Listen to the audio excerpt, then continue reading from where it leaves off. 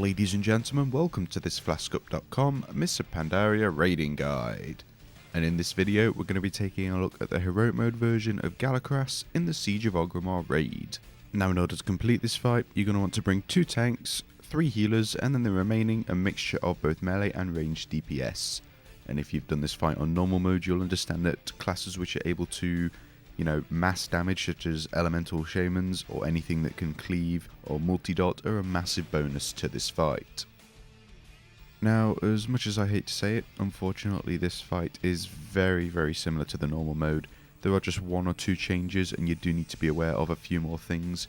but we're not going to go over everything that was in the normal mode as there's no need to. So if you feel you do need a refresher, then please do go to FlaskUp.com or click on the link in the video description below in order to view our normal mode guide for this fight.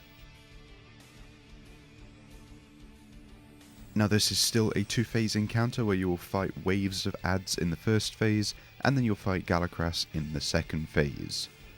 Now during phase 1 there's nothing different with the adds at all, you just need to be a lot more aware of the Dragon Maw Bone Crushers and the Tidal Shamans. Now, the Bone Crushers are the ones that will charge one of the friendly NPCs that you have, depending on if you are Horde or Alliance, and they will stun them, and then they will inflict 10% of their maximum health every 1 second. Now, this damage obviously can't really be healed through because these NPCs have like 70-80 million health, and if they're losing 7 million health at a time, that's a lot of healing that you're going to have to put out onto the NPCs if you want to top them up again. We recommend you do try and bring many classes that can stun or interrupt or knock back as possible, because the Bone Crushers will deal a lot of damage. And from time to time you may find that because the ad's health is a lot higher due to it being heroic mode, you might get a few waves overlapping, which in turn means you might get several Bone Crushers up at one time, and you might struggle to make sure that your NPCs aren't dying. Remember, if one of them does die, the encounter will reset and everything will despawn. So if you do need to wipe for whatever reason, that is a good way of doing so without having to get everyone in the raid to die. So yeah, make sure the Bone Crushers are kind of a primary target and you can stun them and knock them back, like with Druid abilities such as Typhoon. And I think Shamans have a shiny knockback ability as well that seems to piss absolutely everybody off, but we'll just keep it at that.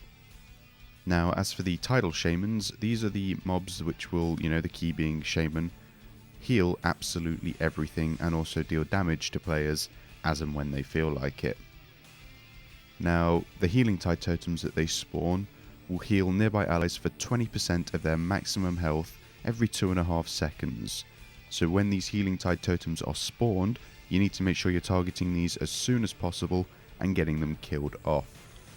Like I said earlier, you might get waves overlapping, and if you're just killing off the previous wave and the new wave spawns and you do decide to switch DPS and a healing tide totem gets put down, then it's just going to ruin the other wave that was here beforehand, as it's going to start healing the mobs up to full. You need to make sure the tide totems are dead very fast, and it might be worth making a target macro in order to make sure you are switching to these as soon as you possibly can. As for the Tidal Shamans themselves, you need to try and make sure that these are interrupted as much as possible, as these too will also cast healing abilities, and they will also summon these kind of violent tidal waves, which are frontal cone abilities, in order to damage players. Because of that, you also want to make sure you are spread out so that multiple players aren't taking damage from the same tidal wave if it happens to not get interrupted. So that's pretty much it for the NPCs and the mobs in phase 1. It is also worth noting that during this phase we had the group that was going up into the towers standing on either side ready to move up to the towers, and this is because in the heroic mode the demolition crew can actually get attacked, and every now and then an add or a mob will spawn and it will try and attack the demolition crew. Now when this is happening, the progress in order for you to get into that tower will come to a grinding halt, meaning that you will have to wait longer in order to get into the towers, which in turn will extend the length of the fight. So by having the group ready to go up into the tower,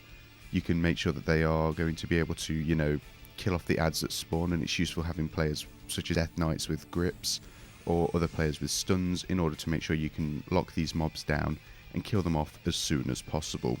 When you have gained access to the towers, we found it was going to be easiest in order to send 2 people up first, so 1 tank and 1 DPS, in order to clear the stairway,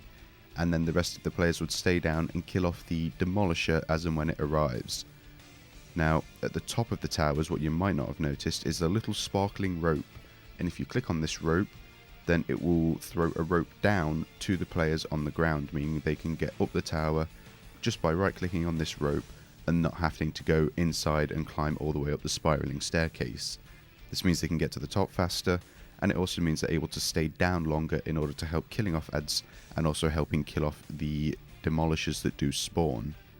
Using the rope is just a quality of life thing really, and helps you get to the top faster,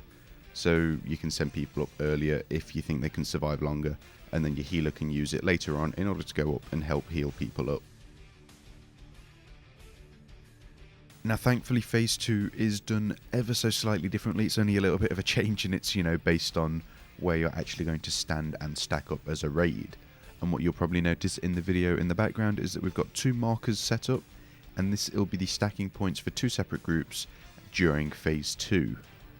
You want to keep the marks kind of close together, but not that close that when Flames of Galakras is cast, it will hit both groups, because having them so far apart allows you to put down overlapping abilities that can heal players, such as your healing tides, or your healing rains, or whatever it's called from your shamans, and also your druid efflorescences, those kinds of abilities which just help out with the overall healing of the raid.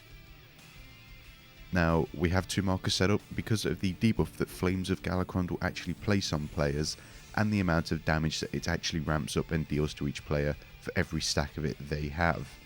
In this phase, the healing requirements are pretty stupid, as you'll probably see in the video, and players' health can, fluctuate severely as and when Flames of Galakras goes off, and also when Pulsing Flames is cast from Galakras. Now, you've got 2 groups set up because of the debuff, and unfortunately the RNG gods are bastards. They just do not help you out at all, and they are going to be the bane of your life during this fight. But the general idea is that you've got 2 groups set up, and Flames of Galakras should go to one group 2-3 times maybe, and then to the second group 2-3 times maybe, and then kind of alternate that way. And that will allow you to keep debuffs off or rolling off one group of players at a time, which in turn will reduce the overall damage on the raid, because 3-4 players, maybe 3, depending on how many you put in each group, won't have as many debuffs on them, and won't be taking overall damage from Galakras in the long run. So what you can do, if you find that the RNG gods are being bastards, as I've said, and seem to just be targeting one group with the Flames of Galakras, then what you can do is move players in order to make sure that groups are no longer getting buffs, or debuffs, of the Flames of Galakras. So this just requires the player to move from Group A to Group B, or Group B to Group A, in order to make sure that I've said stacks aren't getting too high and players aren't taking too much damage.